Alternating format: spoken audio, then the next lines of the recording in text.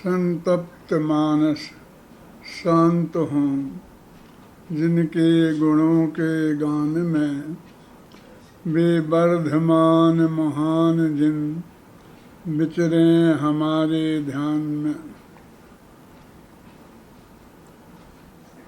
10 लक्षण महापर्व चल रहे हैं और कल सामान्य 10 लक्षण के बारे में और थोड़ा बहुत उत्तम क्षमा के बारे में चर्चा की थी। साथ में ये भी कहा था क्योंकि 2 विषय सामान्य का और उत्तम क्षमा का एक दिन में नहीं हो सकते हैं, इसलिए जो शेष बचा रहेगा उसकी चर्चा अपन आज करेंगे और उसके साथ में मार्दव धर्म की भी करेंगे। कोशिश करेंगे कि दोनों का काम निपट जाए और यदि नहीं होगा तो फिर अगले दिन कल एडजस्ट करेंगे। 3 दिन में एडजस्ट करने की बात आपसे कही थी। तो उत्तम क्षमा के संदर्भ में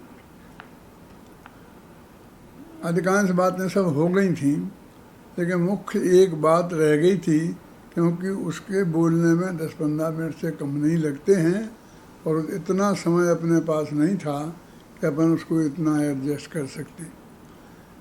10 लक्षण महापर्व की जो पूजन है, उस पूजन में 10 धर्मों के बारे में जो कुछ कहा गया है उसके बारे में थोड़ी बात करते हैं, क्योंकि सभी लोग निरंतर रोजाना पर्यूषण में तो कम से कम उसे पढ़ते ही पढ़ते हैं, तो उसका भाव उनके ख्याल में आवे अच्छी तरीके से, ये बहुत ही आवश्यक है। देखिए,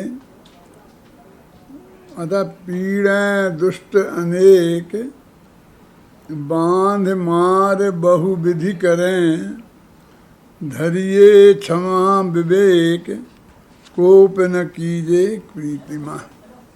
उत्तम क्षमा गहो रे भाई, है ना।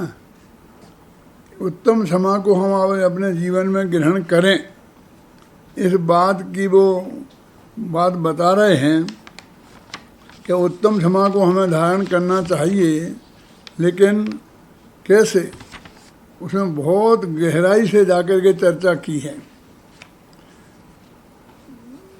वो कहते हैं, बहुत से लोग ऐसा कहते हैं कि हमें तो वैसे तो हम बिल्कुल शांत स्वभाव के हैं, हमें कभी गुस्सा नहीं आता है, लेकिन कोई यदि हमें छेड़ दे तो फिर हमको गुस्सा आए बिना नहीं रहता है। ऐसे लोगों से मैं ये कहता हूँ कि मुझे कोई आप ऐसा व्यक्ति बताओ कि जिसकी हम प्रशंसा करें और फिर उसे गुस्सा आए। अरे गुस्सा तो प्रतिकूलता में ही आता है। पूजनकार ने कितना साफ लिखा कि गाली सुन मन खेद न आनो, कि सामने वाला हमें गाली देवे लेकिन हमारे मन में भी खेद नहीं आना, तो ये समझना चाहिए कि उत्तम क्षमा है। 2 बातें आ गई इसमें कि एक तो वो सामने से गाली देवे, गाली है ना, और उसे सुने और मन में खेद भी ना आए। गाली सुनकर बदले में चांटा मारने को दौड़े। कहते हैं लोग, हम तो उन लोगों में से हैं जो ईंट का जवाब पत्थर से देना जानते हैं। वो कहते हैं उत्तम क्षमा धर्म उनका काम नहीं है।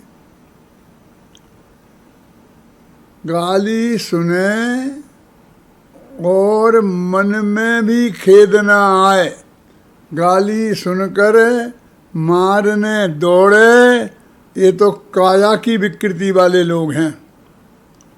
और गाली सुनकर गाली देवें, ये वचन की विकृति वाले लोग हैं। और गाली सुनकर ना तो चांटा मारें, ना बदले में गाली देवें, लेकिन मन में ही कुड़मिड़ा कर रह जाएं, तो वे मन की विकृति वाले लोग हैं। मन में बहुत खेद खिन्न हो कि देखो ये मुझे गाली दे रहा है, अब मैं इसका कुछ नहीं कर पा रहा हूँ, इसे रोक भी नहीं पा रहा हूँ। तो वो कहते कि तीनों बातों का निषेध हो गया इसमें। गाली सुने मन खेद न आवे, कि गाली सुनकर, गाली देने की बात तो बहुत दूर, उसको डंडा मारने की बात तो बहुत दूर, लेकिन मन में भी खेद नहीं लाए, तब समझ लेना चाहिए कि वास्तव में आपको उस पर क्रोध नहीं आया है। गाली सुन मन खेद न आने, और गुण को अवगुण कहे बखाने। वो कहता है कि ठीक है, गाली तो हम सुन लें किसी तरीके से, लेकिन जो दुर्गुण हम में है ही नहीं, और वो उसको कहता फिरे अकेले में नहीं, व्याख्यान में, भरी सभा में, कहे बखानो। बखानना तो आप जानते हैं, कोई किसी चीज़ को विस्तार से कहना, बार बार कहना है, कहते वो तो बखानने में लग गया। और अपन तो विद्वानों की बात यदि करो तो व्याख्यान में, जो गुण दुर्गुण अपने में है ही नहीं, है गुण, फिर भी वो अवगुण के रूप में व्याख्यान करे। अपन मान लो रात्रि में पानी भी नहीं पीते हैं कोई, और वो सामने वाला कहे कि मैंने इन्हें चाय पीते देखा है ना, कि एक तो पीते ही नहीं और पीते बतावे फिर कि पानी नहीं चाय पीते देखा।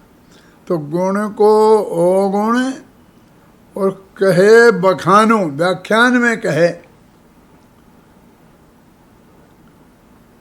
कि तो भी गुस्सा नहीं आएगा, हाँ तो भी नहीं आए, क्योंकि हमारे बस की ऐसा तो नहीं है कि नहीं है बस की, तो तुम उत्तम क्षमा के धारक नहीं हो। यदि उत्तम क्षमा का स्वरूप तुम्हें गहराई से समझना है तो हम ये बता रहे हैं क्या है, कैसे ही प्रतिकूल संयोग आवें फिर भी कहते हैं कहे बखानो। वो कहते ठीक है, बकने वाले बकते रहते हैं, हम कह दे सोच लेते हैं कि हम किन किस के मुँह लगेंगे, हम नहीं बोलते हैं, ऐसे लोग बकते रहते हैं। कहे बखानो, कोई जवाब न देवें, लेकिन फिर वो हमारी वस्तु छीनने लग जाए, एक किताब छीन के ले जाए। हम प्रवचन कर रहे हैं, बैठे हैं, और वो आवे कि नहीं नहीं क्या क्या यहाँ लगा रखा है, और ले जाए वस्तु छीने। फिर तो गुस्सा आ ही जाएगा ना, कि बातों ही बातों में जमा खर्च जब तक करें तब तक किसी तरह बर्दाश्त कर लें, लेकिन जब वो वस्तु छीनने लग जाए, छीन ले जाए, कि तू ही ले जाए, क्या है, हमें और बहुत देने वाले मिलेंगे और हमें दूसरी जगह मिल जाएगी चीज़, जाना है ना, ले जाओ, चल यहाँ से। वो कहते हैं वस्तु छीने और छीन के चला जाए, लेकिन वो तो जाता नहीं है कि नहीं साहब आप उठिए, यहाँ से जगह खाली कीजिए, जगह छीनता है। चल उठ जाते हैं, हम चले जाते हैं, फिर भी हम गुस्सा नहीं करें और चले जाने को तैयार हो जाएं कि नहीं यहाँ बैठो, यहाँ से उठे तो टांगे तोड़ दूंगा, रस्सी से बांध दो इसे, बांधे कि बांध देगा तो बंधे रहेंगे घंटा दो घंटा, आखिर तो छोड़ेगा क्या, अकेला बांधे नहीं, बांधने के बाद मारे। पूजन में लिखा, मैं नहीं बोलता हूँ ना, बांधे मारे तो बहुविधि करे। बहुविधि करे का क्या अर्थ है ये मैं आपको नहीं समझा सकता, जैनियों की सभा में तो नहीं समझा सकता, और कम से कम मैं नहीं समझा सकता, क्योंकि बहुविधि करे का जो अर्थ होता है वो जैनी नहीं समझ सकते हैं। अंदाज़ा थोड़ी लगाऊं, ये पुलिस वाले किसी को अपराधी को पकड़ लेते हैं ना, उससे कोई बात कबूल कराने के लिए जो थर्ड डिग्री के बोलते हैं कि फोर्थ डिग्री, थर्ड डिग्री, उनके साथ ट्रीटमेंट करते हैं। ऐसा ऐसा दुर्व्यवहार करे तो भी क्रोध नहीं करे। देखो,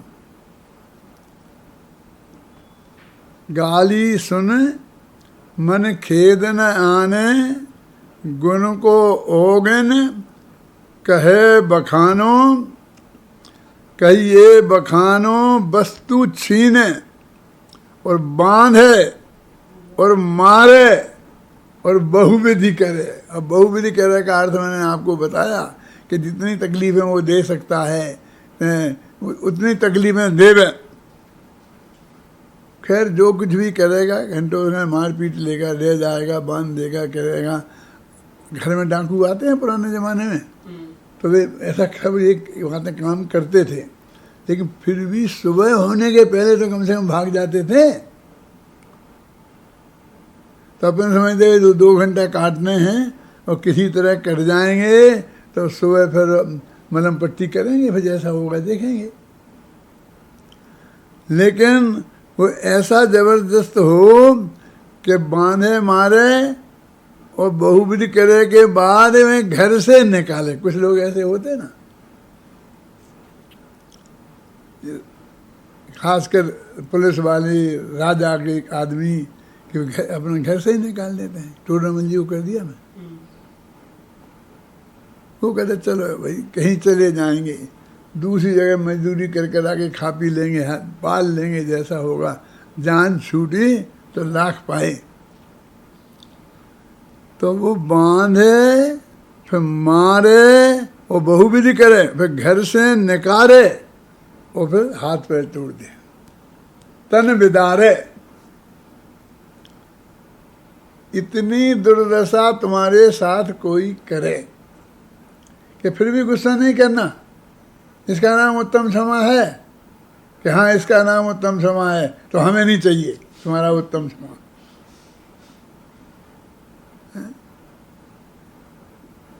घर ते निकारे तन बिदारे,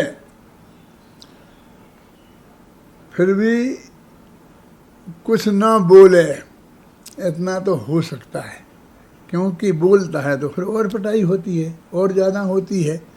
तो चुपचाप रह के वो काट लेवे तो भी वो कहता है नहीं। बांध छेड़े बहुविधि करे, घर ते निकाले तन बिदारे, तो भी अंदर में बैर न बांधे, क्योंकि बैर बांधने में तो आप स्वतंत्र हो। कुछ करने के लिए आपके हाथ पैर बांध सकते हैं, कुछ आप बोलो उसके लिए आपकी जबान को भी रोक सकते हैं, लेकिन मन में तो आप कुछ भी सोच सकते हो, हैं? तो कहते हाँ भी बैर धारण नहीं करे तो वो उत्तम क्षमा है कि ऐसी उत्तम क्षमा हमें नहीं चाहिए। कि भैया तुम घबरा क्यों रहे हो, ये तुम्हारी बात नहीं है, तुम कहाँ उत्तम क्षमा के धारी हो। ये तो उन मुनि राजों का वर्णन है जिन पे बड़े बड़े उपसर्ग होते हैं, और ऐसे होते हैं कि ये तो कम लिखा है, अपने तो लिखा माथे पे सिगड़ी जला दी, सालनी भग गई, शेरनी खा गई, लोहे के गरम गरम गहने पहना दिए। ये सारी बातें हमने पढ़ी हैं, और तुम कहते ऐसा होता है कि वो मुनि राजों के लिए होती होंगी। तो हम तो वो स्वरूप बता रहे हैं ना, तो मुनि राजों के अपेक्षा बताया जाएगा, और फिर तुम्हारे जीवन में तुम कितना अपना लो, अपना पाओ अपनाओ, और नहीं अपना पाओ नहीं अपनाओ, फिर उसे समझना तो तुम्हें पड़ेगा कि क्यों, अब क्या करें, हमारे पाप का उदय होगा, कि ऐसे काम नहीं चलेगा, पाप का उदय होगा। तो क्या कि एक दिन दूसरे जीव का कुछ कर ही नहीं सकता, इसने मेरा ये कुछ किया ही नहीं है, ये तो मात्र निमित्त है। मेरे ही पहले से कैसे कुछ कर्म बांधे होंगे और जो उदय में आए होंगे, और उनसे ऐसी परिस्थितियां बनी हैं भाई जी। अब तो अपन एक स्टेज आगे बढ़ गए, क्यों? कि कर्मन को काहे को दोष दे देते हो? कर्म ने बेचारों ने क्या किया? हमने तो अब वो पढ़ लिया ना, कर्म बेचारे कौन भूल तेरी अधिकारी, अग्नि सहे घन घात, लोहे की संगति पाई। अरे भाई कर्म वैसे ही थोड़ी बन गए होंगे, ये तेरे पहले से ही वो नक्की होगा। वो भगवान महावीर के ज्ञान में झलक गया होगा ना 2500 वर्ष पहले के, तब से अच्छा हम तो भगवान की करतूत है। उन्हें हमारे बारे में ऐसा देखा, उन्हें और कुछ नहीं मिला देखने को।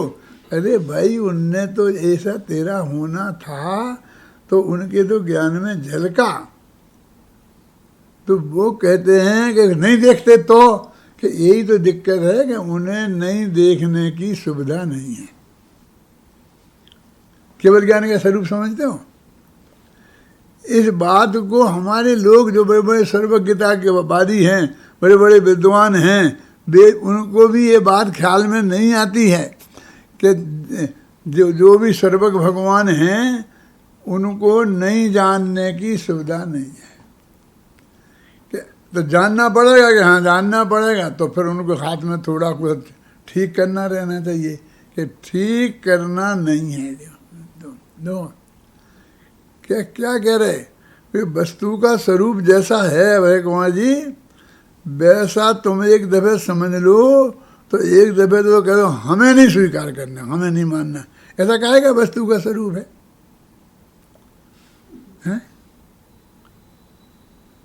हमारे हाथ में कुछ रहा ही नहीं, हमारे हाथ में ही कुछ रहा नहीं। आज तक तू नहीं मानता था कि हमारे हाथ में कुछ नहीं है, सब मानता था कि सब तेरे हाथ में है। तो तूने कितने सुख भोग लिए। अब तो तेरा पूरा साम्राज्य था अभी तक, तो निगोद से लेकर और अभी तक जो ये बात हम कर रहे हैं और तुम सुन रहे हो, इसके बीच में तो सब पूरा आज़ाद था ना। तब तक तो किसी ने तेरे को नहीं बांधा था, किसी ने तेरे से ये नहीं कहा था कि तू ये मान। तो तब तूने क्या क्या कर लिया था, तब तू कितने दुखों से बच गया है। जिस शास्त्र में उठा के देखो तो हमारे दुखी दुखों का वर्णन, दुखी दुखों का वर्णन, दुखी दुखों का वर्णन। पूज्य गुरुदेव श्री को ये बताना पड़ा कि भैया ये आत्मा अनंत आनंद का रसकंद है, ज्ञान का घन पिंड है, अनंत सुख का सागर है। ये भी तो बताओ, तुम ये दुख ही दुख की बात क्यों बता रहे हो? कहते इसमें ही मस्त है इसलिए बता रहे। अब वो बहुत घबरा गया, उसका हार्ट फेल हुआ जाता है, तो अब तो बताओ कुछ। भाई हम किसी डराने धमकाने के लिए नहीं बता रहे थे। ये वस्तु की स्थिति वास्तव में ऐसी है।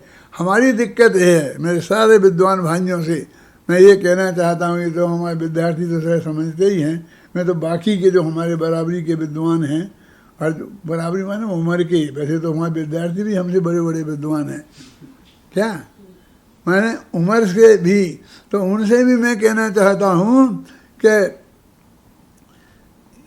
ये बात तुम्हें आज तक समझ में नहीं आई कि आदि से लेके अनंत काल तक की एक एक समय की एक एक पर्याय नक्की है। अभी हम थोड़ा बहुत संतोष कर लेते थे कि भैया कर्म में बांधे, हम ही ने बांधे और कोई भोगने पड़ रहे हैं। अब हम नहीं बांधे और हम तो हम भविष्य में नहीं भोगने पड़ेंगे।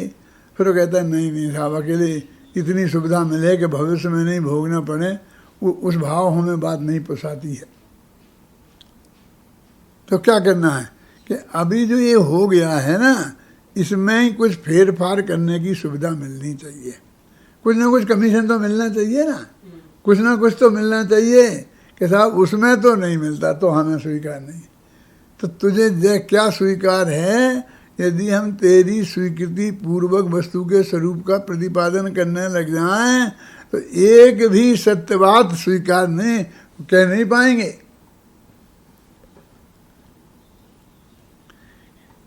तो फिर इतनी सब बातें अभी हम पहले ही मान लें कि मानने के अलावा कोई चारा नहीं, वस्तु का स्वरूप ऐसा है। मैं सब अपने उन विद्वान भाइयों से, बिल्कुल भाई उनसे कह रहा हूँ मैं ये बात। अब ये नहीं कह सकता मैं महाराजों से कह रहा हूँ, क्या नहीं लोग कहेंगे आप उन्हें समझाने लग गए, अब उन्हें समझाने लग गए। बस हम थोड़ी समझा रहे, भगवान की वाणी में जो वस्तु का स्वरूप आया है उसकी तरफ सिर्फ आपका ध्यान दिला रहे हैं, एक दफे गंभीरता से देखा। क्या अभी पूजा रोजीना अपन पढ़ते, सब पढ़ते थे, है ना? क्या क्या पढ़ते थे? गाली सुन मन खेद न आनो, गुण को अवगुण कहो बखानो, कहिए बखानो वस्तु छीने। वो कहते नहीं बखानो नहीं है पंडित जी, अयानो है। अयानो सही, क्या फर्क पड़ता है? हमारे पंडितों के लिए बखाना ही अच्छा पंडित,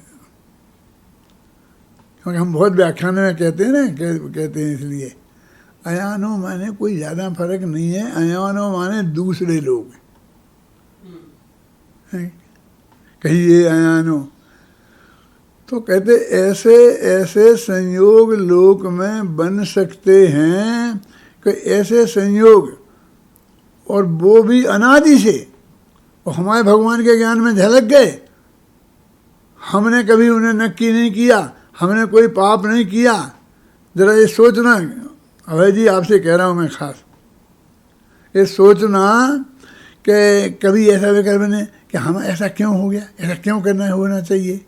और है ना ऐसा कि हमने टोडामल जी कहते अनादि से है, तो कहते हम पहले कहें कि हमने कर्म बांधे थे और फिर हुआ, तो फिर वो आदि मानने पड़ती है।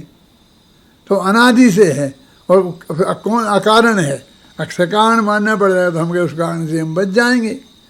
अभी तक तो हम यही था कि वो शुरू वाला ही कारण नहीं छोड़ सकते हैं, बाद में तो हम धीरे धीरे कारणों को खत्म कर सकते हैं और हम इससे बच सकते हैं। लेकिन वो तो कहते नहीं है, अनादि काल से अनंत काल तक के नक्की है, और हमारे बिना हो जाए, अपन कहते हमारी मंजूरी के बिना हो जाएगा। अपन कहते फलाने फार्म पे तुम्हें साइन करना पड़ेगा और तब ये बात होगी। तो हम साइन नहीं करेंगे तो नहीं हो पाएगा।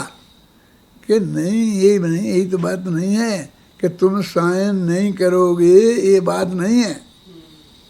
नहीं करेंगे तो क्या कर लोगे? डंडा मार मार के कराओगे।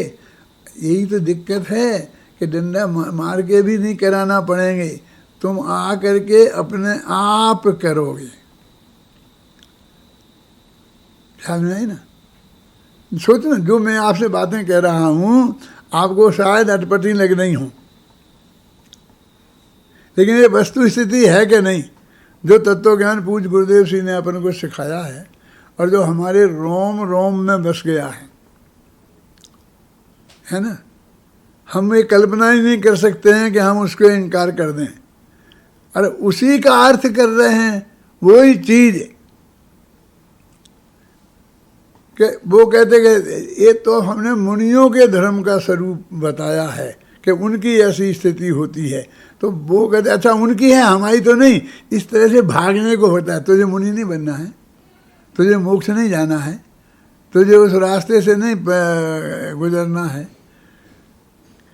ये तो हर एक जीव का एक एक समय की, एक एक गुण की, एक एक पर्याय 33 सागर सर्वा सिद्धि में क्या करते रहते होंगे वीर सागर? अब बोलो, ये करते रहते होंगे, इस समस्या का समाधान करते रहते होंगे, हैं? कोई सिफारिश करके कुछ करवा सकते हो?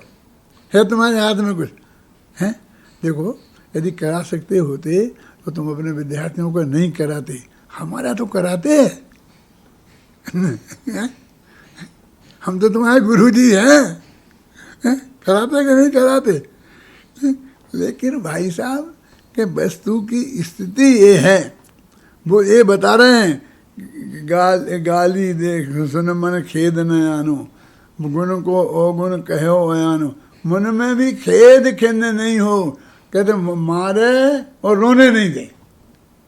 ऐसे कुछ लोग होते हैं ना, कहते पीछा कहते एक बात करूं मैं तुमसे, बुरा ना मानो तो, कि आपको जो कहना हो तो कह लो ना, कि नहीं नहीं बुरा नहीं मानो तो कहूँ कि आप बुरा कहना चाहते हो ना, आप जान रहे हो कि मैं ऐसी बात कहने वाला हूँ कि ये बुरा मानेगा। तो यदि सचमुच ऐसी बात कहने वाले हो तो ऐसा करो कि तुम कहो ही मैं नहीं, ऐसी बात एक बहुत जरूरी थी। तो काय को पहले तय काय को करता है, जो कहना है कह देना है। नहीं वो पक्का भी कि हम बुरा नहीं मानेंगे। मैंने कहा देख भाई, यदि तुम बुरी बात कहेगा तो हम गारंटी से बुरा माना। बोलो अब कहना कि नहीं कहना अब कहना कि नहीं कहना। माने वस्तु का स्वरूप ऐसा है कि आपका बहुत ही अच्छा होना हो तो भी नहीं बदला जा सकता है, और बुरा से बुरा होना हो तो भी नहीं बदला जा सकता है। तो दो ही बात कह रहे ना हम दोनों तरफ। यदि हमारे बुरे से अच्छे की होते क्या दिक्कत है कि जिसको लंबे काल संसार में रहना है तो उसको ज़्यादा बुरा होना है ना, तो उसको जो वो बताया जाता है तो वो स्वीकार नहीं करता। और जिसका अच्छा होना हो वो अनंत काल तक संसार में रहने वाला नहीं है, वो जल्दी से ही मोक्ष में जाने वाला है।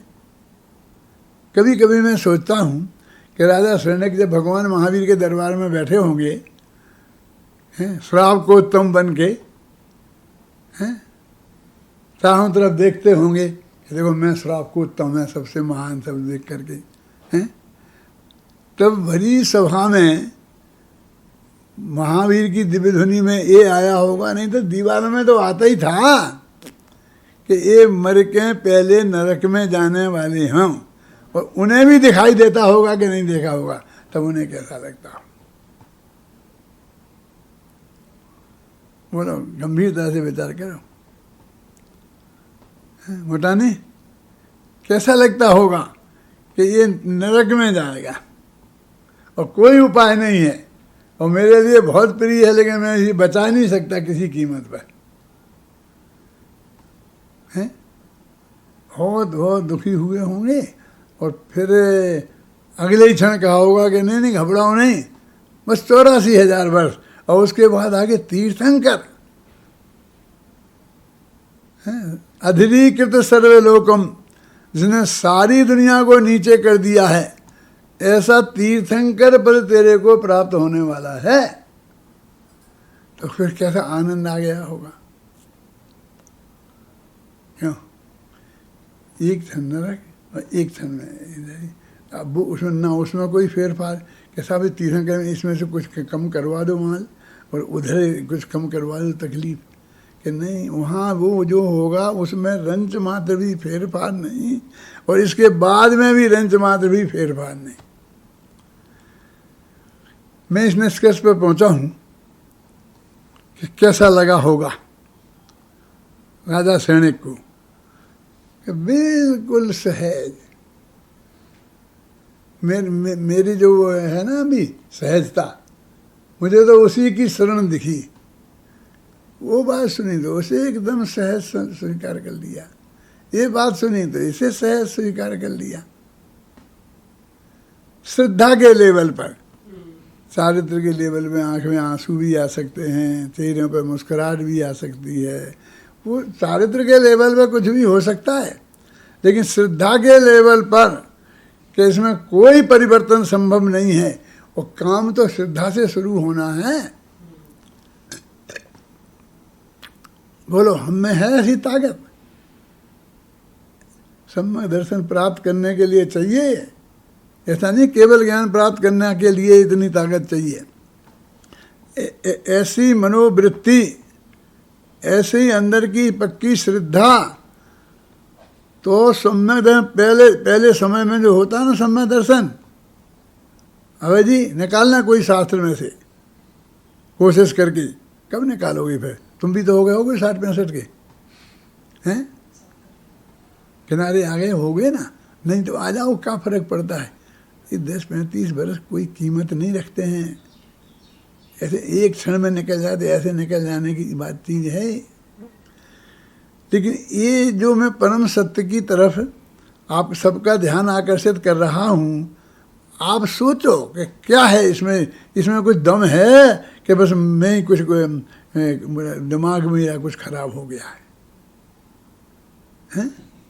यदि आप लोगों को पता चल जाए कि सचमुच मेरा कुछ खराब हो गया है तो बता देना।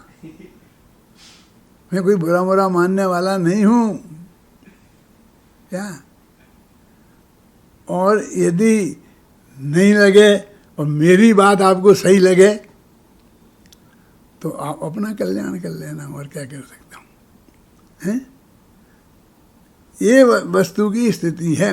तो उनपे तो कह रहे हम तो उत्तम क्षमा का स्वरूप बता रहे, पूजा लिख रहे हैं ना जयनाथ राय जी जो भी जिन्होंने लिखी है, वे तो कह रहे हम तो उत्तम क्षमा का स्वरूप बता रहे, तुम ऐसा करना और तुम्हारे साथ ऐसा होवे, हम ये बात थोड़ी कर रहे हैं, लेकिन उसका वास्तविक स्वरूप क्या है वो हम बताना। एक बात तो ये रह गई थी मुझे खासकर, कल जो मैं नहीं कह पाया था, अंत में याद आई तो ऐसा लगा समय निकल गया। और कल वास्तव में 15 मिनट मेरे मुफ्त में चले गए। क्यों? कि मुझे पता था कि 10:15 बजे ख़त्म करना है। अब इन्हें 15 मिनट पहले बात शुरू किया, मुझे वो ध्यान नहीं था, इसलिए वो घड़ी आगे बढ़ रही थी और मैंने वो ख़त्म कर दिया। बाद में लोग ले रहे 15 मिनट पहले 15 मिनट पहले, अब क्या होता है? तो ये बात तो मुझे कहने दी। दूसरी ये बात कहनी है कि देखो क्रोध और मान माने उत्तम क्षमा और उत्तम मार्दव, ये 2 धर्म हैं। वास्तव में शास्त्रों के हिसाब से दोनों ही द्वेष रूप हैं।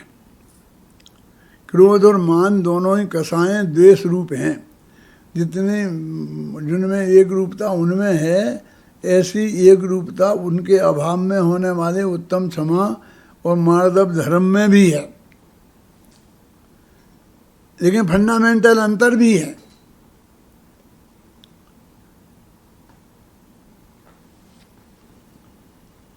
क्रोध का निमित्त बनता है प्रशंसा करने, निंदा करने वाला, और मान का निमित्त बनता है प्रशंसा करने वाला। अब देखो एक निंदक और एक प्रशंसक, एक से क्रोध पैदा होता है और एक से मान पैदा होता है। अब दोनों एक से मिल जाएंगे किसी को? क्रोध और मान, क्रोध निंदा से है और निंदा लोग प्रायः पीठ पीछे करते हैं। मुंह पे निंदा करने की हिम्मत बहुत कम लोग करते हैं। तुम पर कृपा करते हैं इसलिए नहीं, उन्हें खुद डर लगता है कि क्रोधी तो है ही और मैं निंदा करूँगा तो कहीं लेने के देने ना पड़ जाए, इसलिए निंदा बहुत लोग पीठ पीछे करते हैं और प्रशंसा हमेशा मुंह पे ही करते हैं। ऐसे बहुत कम भाग्यशाली लोग होंगे कि जिनकी लोग पीठ पीछे प्रशंसा करें, नहीं तो पीठ पीछे तो निंदा ही करते हैं। 2 आदमी खड़े खड़े बात कर रहे हों वहाँ और अपन यहाँ से देख रहे हों तो वे क्या बात कर रहे होंगे बता सकते हो? बोला अरुण जी बता सकते हो क्या बात कर रहे होंगे? ये तीसरे की निंदा कर रहे होंगे मिलके। पीठ पीछे निंदा की जाती है और मुंह पे प्रशंसा की जाती है, इसलिए मान के निमित्त सहज भाव से ही ज़्यादा मिलते हैं। क्रोध के निमित्त उतने आप ज़्यादा नहीं मिलते हैं, ख्याल में है ना। अब मान का में भी निंदा और प्रशंसा तो इस जगत में होती ही रहती है। मैं एक उदाहरण दिया करता हूँ जब कभी कभी जाता हूँ तो कि भाई जिनका स्वास्थ्य कमज़ोर होता है उन्हें गर्म हवाएं भी परेशान करती हैं और ठंडी हवाएं भी परेशान करती हैं। गर्म हवाओं से उन्हें लू लग जाती है और ठंडी हवाओं से उन्हें जुकाम हो जाता है। जिनका आध्यात्मिक दृष्टि से स्वास्थ्य कमज़ोर होता है, वस्तु के स्वरूप की गहराई को जो नहीं समझते हैं, उन्हें निंदा की गर्म हवाओं से लू लग जाती है, क्रोध की लू लग जाती है, और प्रशंसा की ठंडी हवाओं से मान का जुकाम हो जाता है। ख्याल में है? अब ठंडी और गर्म हवाएं तो चलती ही रहती हैं। यदि इन्हीं कारणों से ये सब होते रहे तो हमेशा होते ही रहेंगे। इसलिए ये जो दूसरों से प्रभावित होते हैं, जब वो तत्व ज्ञान होकर और ज्ञानी जीव हो जाता, समझ में आ जाती है उसके बाद कि इसकी निंदा का कोई मतलब नहीं है, वो तो मेरे आयस कीर्ति कर्म का उदय होए तो ये निंदा करे, और मेरे यशस कीर्ति कर्म का उदय होए तो यही प्रशंसा करता है। ऐसा नहीं है कि मैंने बहुत बढ़िया काम किया तो ही मेरी प्रशंसा होगी, ऐसा भी नहीं है कि मैंने बहुत बुरा काम किया इसलिए मेरी निंदा होगी, ऐसा भी है। ये आप क्या समझते हो? ये युद्ध के बारे में जो अपन राजा सैनिक की बात करते हैं, अभी आज देखो कि साहब उसने इतना ये करवा दिया, ये बना दिया, राफेल राफेल राफेल राफेल ने सारे दिल को जीत लिया। क्यों? तुम वही उन्हीं को दोगे वोट, राफेल वालों को। भाई हम चाइना को ये कर देंगे, बिल्कुल नेस्त नाबूद कर देंगे, ज़मीन से बिता देंगे, वहाँ से मारवा देंगे, यहाँ पाकिस्तान को नहीं देंगे, जिंदा नहीं बचेगा। हैं ये इसमें तुम खुश हो रहे हो? ये खुश होने की चीज़ है? हैं वो जीव नहीं है जो वहाँ पाकिस्तान में है। यहाँ तो तुम चिंटी को बचाते हो, कीड़े मकोड़ों को बचाते हो, वहाँ तो ये सैनी पंचेंद्री साक्षात है ना। और उसमें बहुत लोग सज्जन भी तो होंगे ना वीर सागर, कि सब दुष्ट ही दुष्ट हैं वहाँ, हैं। और अभी अकेले बे थोड़ी मरेंगे, क्यों बेफिर चुपचाप शांति से बैठे रहेंगे, हैं। उनके पास भी वे अनुभव रखे हुए हैं, फिर वे यहाँ फेंक देंगे, हैं। तो उसमें वे सज्जन, यहाँ के जो सज्जनोत्तम होंगे, अपने गुरुदेव जैसे महापुरुष होते, वे भी चले जाते कि नहीं?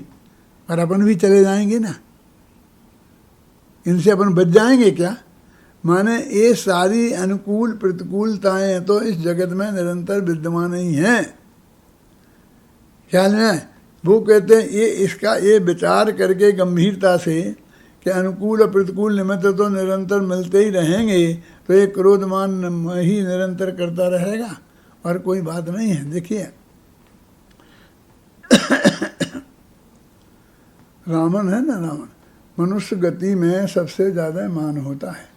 4 कसायों का बंटवारा जब शास्त्रों में किया गया तो नरक में क्रोध, मनुष्य गति में मान, त्रैंज गति में माया और देव गति में लोभ, ये इनकी प्रधानता होती है।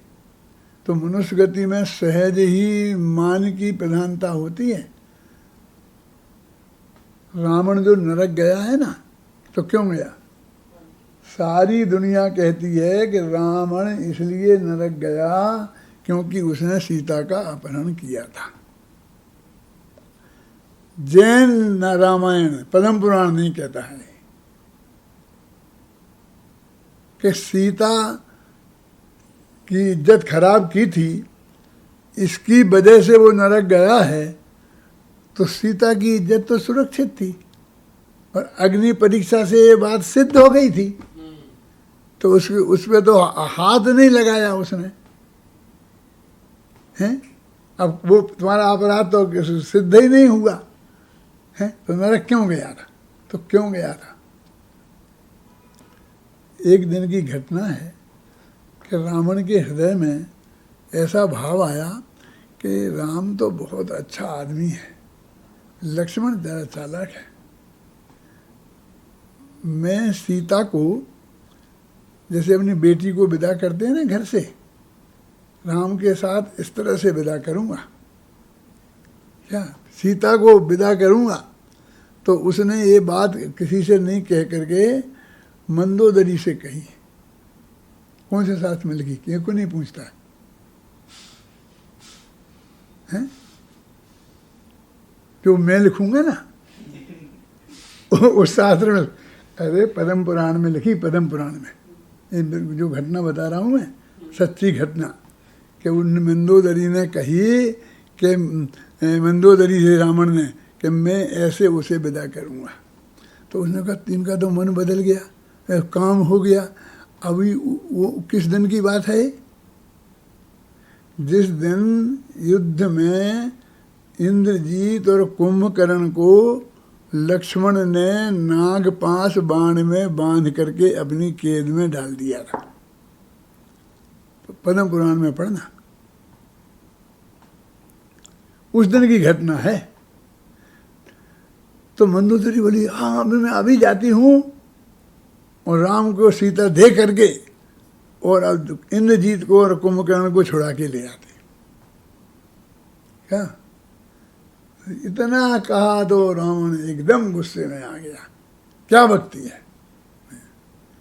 अरे मैं इंद्रजीत और कुंभकर्ण को तो अपनी इन भुजाओं से छुड़ाऊंगा, लड़के छुड़ाऊंगा, ऐसे भीख में नहीं मैं मांगूंगा। फिर बाद में बड़े ठाट बाट से विदा करके और सीता को विदा करूंगा। देखो, तो अब बोलिए, अब सवाल कहाँ था? सीता का कहाँ सवाल था? एक औरत का कहाँ सवाल था? यहाँ काम वासना का कहाँ सवाल था? यहाँ तो मान का सवाल था, मूछ का सवाल था। हार करके नहीं दूंगा, जीत के दूंगा। तो मान कसाय के कारण वो नरक गया है। ये बिल्कुल ध्यान रखना कि रावण पर आप परस्त्री सेवन का अपराध नहीं मर सकते हो। क्यों? कि सीता ने अग्नि परीक्षा दे के सिद्ध कर दिया। जो लगाता है तो उसी वक्त उसकी सीता जी पे दाग लगता है, लगा नहीं सकता है। तो इसलिए कहते हैं भाई कि मान कसाय ऐसी, मान कसाय और क्रोध कसाय यद्यपि दोनों एक जाति की हैं, दोनों द्वेष रूप हैं, लेकिन फिर भी एक दूसरे के बरस में विरुद्ध हैं। यदि हमें गुस्सा आएगा किसी पर तो उसे मार देंगे, ज़्यादा गुस्सा आएगा तो जान से मार देंगे, ख्याल में है ना। लेकिन यदि हमें मान होगा तो मारेंगे नहीं, दबा के रखेंगे, थोड़ा नीचे दबा के रखेंगे, अपन ऊपर बैठेंगे और उसे नीचे बैठा लेंगे। क्योंकि मान पोषण के लिए कुछ नीचे ऊपर की स्थिति चाहिए, हैं? अभी ये सभा की मीटिंग में अपन बैठते हैं ना, तो एक आदमी नीचे गद्दी लगी तो उस पर बैठे, फिर दूसरा ऊंची पे बैठे, थोड़ा ऐसे पे बैठते हैं। तो यदि वो खाली पंडाल पड़ा हो तो इतना ऊपर बैठा दो, तुम्हें कोई मन में संतोष नहीं है। ये तो उधर तुम बैठो और लोग नीचे बैठे। ये सच्ची घटना बताता हूँ कि मेरे बहुत घनिष्ठ मित्र थे और वो अपने को बहुत बड़ा आदमी समझते थे, कवि थे कवि। वैसे यादें पागल तो होते ही हैं, लेकिन वे पूरे ही पागल थे। तो मैं पाठशाला में पढ़ाता था, तो पाठशाला का मैंने कार्यक्रम किया, सच्ची घटना है, अशोकनगर में था। तो मैंने कहा भाई किसको मुख्य अतिथि बना के बुलाएं? तो सब सेठियों को बुला के बुला लेते थे। तो मैंने कहा ये विद्वान आदमी है, कवि है, अच्छी कविताएं लिखता है, सज्जन है, तो उसको मैंने निमंत्रण दिया कि भाई साहब आज आप आना, हमारी पाठशाला के अध्यक्षता आप करना और सब बोला कि हाँ आ जाऊँगा। फिर मैं सुनो इधर, देखो मैं आऊँगा तो जब मुझे बुलाओगे ना तो तुम मुझे कहीं भी बैठा लेना, कोई चिंता की बात नहीं है। कुर्सी पे बैठा लेना, ज़मीन पे बैठा लेना, नीचे बैठा लेना, लेकिन मेरे बगल में किसी को नहीं बैठाना। ये कैसी बात करते हो? तुमको अध्यक्ष बनाएंगे तो किसी को मुख्य अतिथि बनाएंगे, किसी को अतिथि बनाएंगे तो बगल में तो बैठा लेंगे ही, 2-4 लोगों को बैठा लेंगे। हमें तो अपनी पाठशाला दिखानी है। सच्ची घटना बता रहा हूँ, मैं तुमसे भी छोटा था बेटा, तब की घटना है जी। वो तो आकड़ गया। तो मैंने कहा भाई कोशिश करें कि नहीं बैठा लेंगे, किसी दूसरे को नहीं बैठा लेंगे। दूसरे को तो मैं जो कुर्सियाँ लगाने वाला था मैंने सब हटा दी और मैंने बस एक दरी बिछा दी उसके ऊपर और उस पर ही बैठा था सबको, उसको भी क्या करे? क्यों कि उसको नीचे बैठने में तकलीफ नहीं थी, लेकिन वो कोई दूसरा आदमी उसकी बराबरी पर बैठे तो उसका बड़कपन कैसे सिद्ध होता था। तब मेरे को अंदर से अनुभव हुआ, तब मैंने ये धर्म के दूसरे किताब लिखी नहीं थी।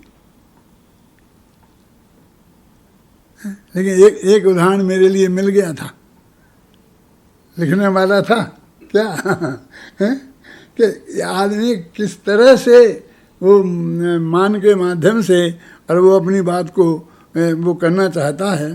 तो इस तरह से कि क्रोध में निमित्त हमेशा शत्रु होते हैं और मान में हमेशा निमित्त मित्र होते हैं। क्या? और मत शत्रुओं से ज़्यादा मित्रों का समागम होता है। वे सदा हमेशा पास में रहते हैं, तो वे निरंतर तुम्हारे मान का पोषण करते रहते हैं। और इसकी औपचारिकता के नाम पर ऐसी बहुत प्रवृत्ति लोगों की है। कैसी? मुनीम को सेठ जी कहना, कंपाउंडर को डॉक्टर कहना, मुंशी को वकील साहब कहना, समझे ना? सब जानते हैं, जिससे कहा जा रहा है वो भी जानता है मैं क्या हूँ। क्यों? लेक्चरर को प्रोफेसर साहब कहना, क्यों ऐसा है? वो भी जानता है कि मैं प्रोफेसर नहीं हूँ, और ये भी जानता है कि ये भी जानता है कि मैं प्रोफेसर नहीं हूँ। इसी साल तो मेरी नियुक्ति हुई है, हैं? और अभी तो कितने लेक्चरर बना हूँ, अभी तो 10 साल से ज़्यादा लगेंगे प्रोफेसर बनने में। बन पाया कि नहीं बन पाया, क्या होगा, हैं? फिर भी जब वो प्रोफेसर कहता है तो कुछ थोड़ा मज़ा आता है, आनंद आता है कि नहीं आता है और उसका फ़ायदा वो उठाता है। जो कोई काम कराना हो तो प्रोफेसर साहब कहता है कि नहीं कहता है, हैं? कंपाउंडर से डॉक्टर साहब ही, तो उससे ऐसे ये कहने की आदत सारे इस जगत की है। यानी कहने का मतलब मान के निमित्त हमेशा हर जगह मौजूद हैं। क्रोध के उतने नहीं है। क्रोध की तो उल्टा है कि यदि उसके मन में होगा तो भी दबा जाएगा, आपके विरुद्ध कहेगा नहीं, फिर पीठ पीछे कहेगा। तो क्रोध से मान के निमित्त ज़्यादा है, लेकिन न मालूम क्यों क्रोध से मान लोगों को अच्छा लगता है। आज तक किसी ने किसी को क्रोध पत्र दिया कि बहुत गुस्से वाले हैं तो इनको बुलाकर अपन अपनी दिवाली पर एक क्रोध पत्र दिया है, बहुत साथ में बढ़िया बनवाना, चांदी के फरम पे जड़वा करके। तो कोई किसी को क्रोध पत्र देता नहीं है, कोई किसी को क्रोध पत्र देता नहीं है, कोई देगा तो लेगा नहीं। और मान पत्र देते हैं, लेते हैं और अखबारों में जड़ा करके निकालते हैं, अपने घर पे जड़वा के रखते हैं। रखते क्या नहीं रखते हैं? जबकि उस पर क्लियर लिखा रहता है मान पत्र, और उसे हम ज्ञान पत्र समझ कर अपने घर में रखते हैं कि नहीं रखते हैं? ये मान सम्मान के नाम पर भी दिया जाता है, स्वाभिमान के नाम पर भी इसकी रक्षा की जाती है। कोई बात है ना, कहता देखो भाई, विद्वान को अभिमानी नहीं होना चाहिए, ये बात तो ठीक है, लेकिन स्वाभिमान तो होना ही चाहिए ना। आपको मेरी इतनी इज्जत खराब करने की कैसे हिम्मत पड़ी? हमने क्या क्या क्या खराब इज्जत करी? हम तो आपका हाथ जोड़े ही खड़े हुए हैं, स्टेशन पे लेने गए थे, सब बात है, क्या इज्जत खराब की? इतनी सी स्टेज है और इतने से आदमी, इतने बड़े विद्वान को बुला दे, तुम्हें शर्म नहीं आती है? ये 50 आदमी के लिए तुमने मुझे बुलाया था, और जमीन पर गद्दी लगा दी। क्योंकि हमने क्या अपमान कर दिया आपका? ये नीचे की गद्दी, एक कम आदमी की संख्या, इसमें अपमान की बात कहाँ है? इसमें स्वाभिमान भंग कहाँ हो गया? ये किस सीमा में, कहाँ तक तो ये स्वाभिमान होगा और कहाँ से ये अभिमान हो जाएगा? तो सब लोग कहते रहेंगे पंडित बहुत अभिमानी है, और वो कहता रहेगा स्वाभिमान तो होना ही चाहिए। इस तरह से ये डिसीजन हो ही नहीं पाया जाएगा कि कहाँ तक हम इसे मान कहना हो, कहाँ से हमारा स्वाभिमान कहना। ये आदान प्रदान की चीज़ बन गई है। ये भी दिया लिया जाता है, कहते मुसलमान दिया, ये किया वो किया जाता है, लिया जाता है। इतने प्रकार का होता है ये सब। हमने उसको अपना एक गौरव की चीज़ समझ ली है कि वो तो रहना चाहिए, इतना तो होना चाहिए, इतना तो होना चाहिए। एक सच्ची घटना है। मेरे एक ताऊ जी थे, ताऊ जी समझते हो, पिताजी के बड़े भाई को ताऊ जी कहते हैं। तो वो चचेरे थे, माने मेरे पिताजी के चाचा के बड़े लड़के थे। बहुत नगर सेठ थे, बहुत दबंग थे। वो जहाँ से निकलते थे तो लोग रास्ता कर देते थे। तो उनके प्रताप की बात मैं आपको बताऊं कि वो नीचे एक खटिया डाल के सोते रहते थे, रात भर खांसते रहते थे, और सारा घर पर कम से कम 500 तो गाय भैंस बंधे रहते थे, और ये और वो। एक किसी दूसरे की गाय, उसकी गाय के सामने का घास एक और नहीं खा सकता था, इतना प्रताप था उसका। क्या समझ में आई ना आपकी में? और जब वो मर गया तो उसके 5 जवान बेटे एकदम मजबूत पहलवान टाइप घर में सोते रहे, और घर में चोरी हो गई। प्रताप कैसे रक्षा करता है ये मैंने अपने बचपन में देखा है। क्या कि वो एक आदमी यहाँ सो रहा तो कोई आदमी वहाँ पर नहीं मार सकता है, और 5 जवान बेटे सोते रहे तो घर में चोरी हो गई। उसी घर में एक मकान में सोते रहते यहाँ वहाँ, और यहाँ से चोरी हो गई। तो उनकी बात मैं बता रहा हूँ। तो उन्हें खांसी बहुत छूटती थी। तो हम लोग मुरैना विद्यालय में पढ़ते थे, तो वहाँ से हम जाते थे गर्मियों की छुट्टियों में। तो हम उनसे कहते थे, दद्दा कहते थे उनसे कि दद्दा आप इसकी दवाई करा लो, ये खांसी अच्छी नहीं होती है। रोग की जड़ खांसी और लड़ाई की जड़ खांसी, ऐसे बोलते, रोग की जड़ खांसी और लड़ाई की जड़ खांसी।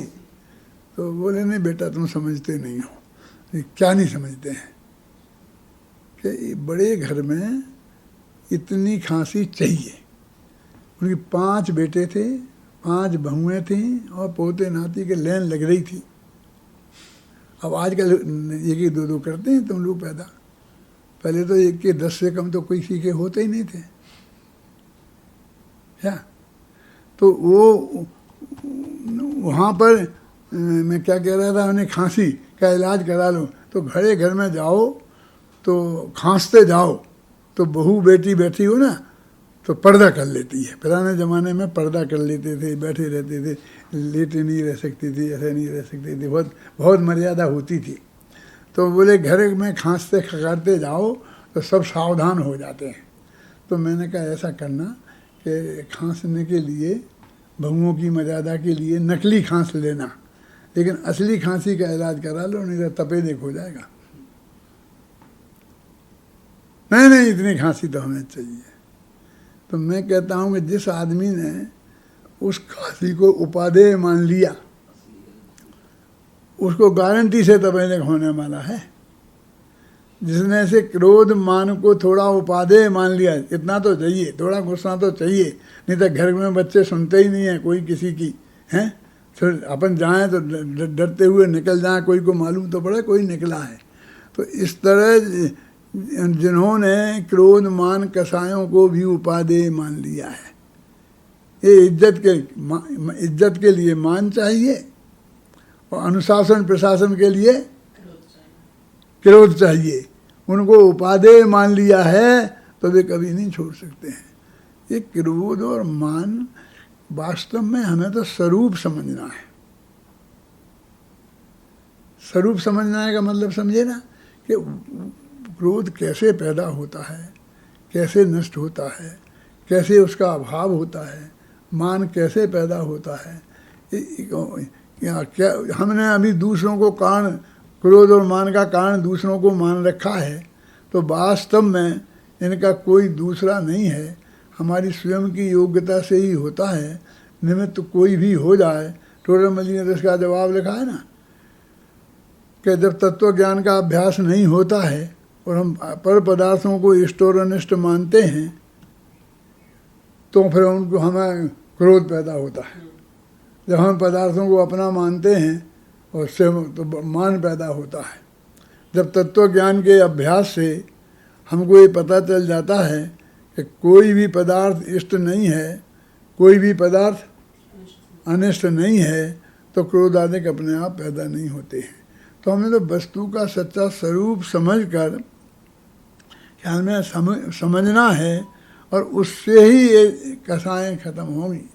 कसाएँ ऐसे ऐसे खत्म नहीं होंगी। कसाएँ तो भूमिका के अनुसार खत्म होती हैं, है ना, और ऊपर से बाहर से दिखाई देते में थोड़ी कसाएँ। अकंपनाचारी थे और जब सुरत सागर आए तो एकदम नाराज हुए कि तुम कहाँ गए थे, कैसा था, ऐसा था, ये हुआ वो हुआ। और उन्होंने कहा मैंने ऐसा बात बात करके जीता। तो उन्होंने जाओ वहीं खड़े रहो। इतना कठोर डिसीजन लिया, क्यों? और अनंतानुबंधी का क्रोध नहीं है, अप्रत्याख्यानावरण का क्रोध नहीं है, और प्रत्याख्यानावरण का क्रोध नहीं है, संजुलन का क्रोध है। और 9वें गिरिविक जाने वाले जो मुनिराज हैं, गुरुदेव की भाषा में बोले तो चमड़ी उधेड़ कर उसमें नमक मिर्च डाले तो भी आँख का कोया लाल नहीं हो, ऐसी वृत्ति जिनकी हो तो भी वो अनंतानुबंधी का क्रोधी है। 9वें गिरिविक जाने वाले मुनिराज है ना। तो क्रोध क्या है, उसका स्वरूप हमें समझना पड़ेगा। वो कैसे पैदा होता है, इसका स्वरूप हमें समझना पड़ेगा। मान क्या है, उसका स्वरूप क्या है, ये सब हमको अच्छी तरह से समझना पड़ेंगे। और ये नहीं, बहुत सरल है, ये जनरलाइजेशन है। जनरलाइजेशन माने क्या, एक एक चीज़ का नहीं, इस थोड़ा सा गुस्सा कैसे आ गया, ये मान कैसे हो गया, एक एक चीज़ से कुछ नहीं होगा।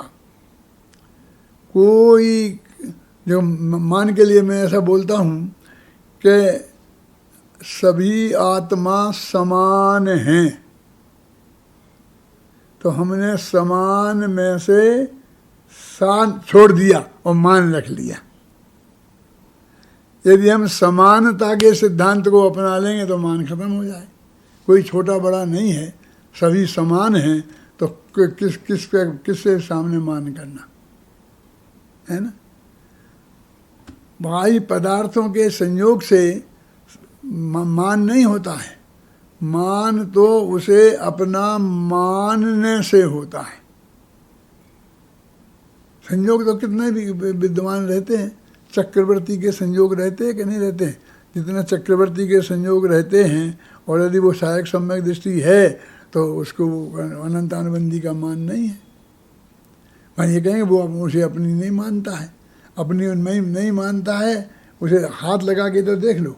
मतलब कहने का मतलब पूरी तरह से उसके अंदर रक्षित है, सुरक्षित है। यदि कोई कुछ गड़बड़ करेगा तो वो उसको युद्ध करके उसे पकड़ लेगा, उससे वास्तु छीन लेगा, फिर भी वो अनंतानुबंधी का क्रोधी नहीं है, तो वो उत्तम क्षमा उसके पैदा हो गई है। अनंतानुबंधी कसाई के जाने से क्षमा पैदा होती है। अप्रत्याख्यानावरण कसाई के जाने से क्षमा और मार्दव बढ़ते हैं। प्रत्याख्यानावरण कसाई के जाने से वे बढ़कर और ऊपर पहुंचते हैं, और फिर संतुलन के जाने से पूर्णता प्रकट हो जाते हैं। तो ये तो चार कसायों के जाने से, और जितनी हम बात करते हैं वो सब लेस्या की बात है। कसाय मंदता और तीव्रता की बात करता है। मंद कसाय को हम नहीं होना मान लेते हैं, और तीव्र कसाय को होना मान लेते हैं। तो वास्तव में इनको बहुत गहराई से हमें समझना पड़ेगा। उस तत्व ज्ञान के आधार से ही एक कसाय छूटती हैं, कम होती हैं, इसको हम समझकर उत्तम मार्दव, उत्तम क्या नाम, क्षमा, इनको दूर करने के अलग अलग उपाय नहीं हैं। एक ही उपाय है, वो वस्तु के स्वरूप को समझना और उसका आश्रय ग्रहण करना। सभी लोग उस वस्तु के स्वरूप को समझें और उस आश्रय को ग्रहण करें। इसी मंगल भावना के साथ मैं अभी की बात समाप्त करता हूँ।